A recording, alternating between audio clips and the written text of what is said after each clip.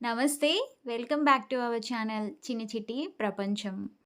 చిన్న పిల్లలకి క్యాండీస్ అంటే బాగా ఇష్టం. కానీ అవి అన్‌హెల్తీ కాబట్టి మనం ఎక్కువగా కొనివ్వలేము. అలాంటప్పుడు ఇలా క్యాండీస్ చేసి పెట్టండి. చాలా హెల్తీగా అండ్ టేస్టీగా కూడా ఉంటాయి. ఇంకెందుకు ఆలస్యం ప్రాసెస్‌లోకి ఎళ్ళిపోదాం. ముందుగా పెద్ద సైజు ఉన్న పచ్చి మామిడికాయలని 2 తీసుకోవాలి. మీకు ఎక్కువ క్వాంటిటీలో కావాలంటే ఎక్కువ మామిడికాయలతో కూడా చేసుకోవచ్చు.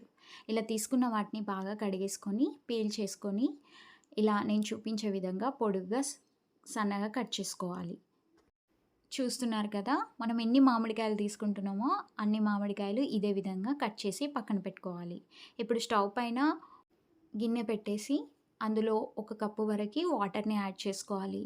ఈ వాటర్ బాయిలింగ్ వచ్చేంత వరకు మరిగించుకోవాలి.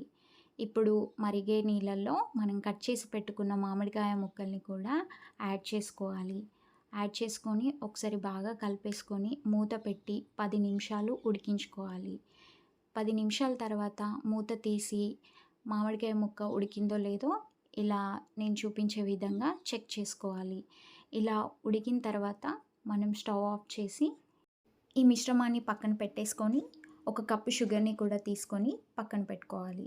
ఇప్పుడు వేరే ఒక బౌల్‌లో మనం ఉడికించుకున్న మ్యాంగో పీసెస్‌ని ఒక లేయర్‌గా పరుచుకొని దానిపైన మనం తీసుకున్న షుగర్‌లో కాస్త ఈ లేయర్ పైన పరుచుకోవాలి.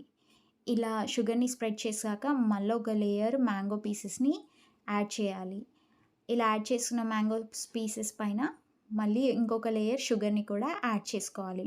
ఇలా ఎన్ని లేయర్స్ వస్తే అన్ని లేయర్స్ వరకి షుగర్‌ని, మ్యాంగో పీసెస్‌ని యాడ్ చేసుకుంటూ మనం బౌల్‌ని ఫిలప్ చేసుకోవాలి.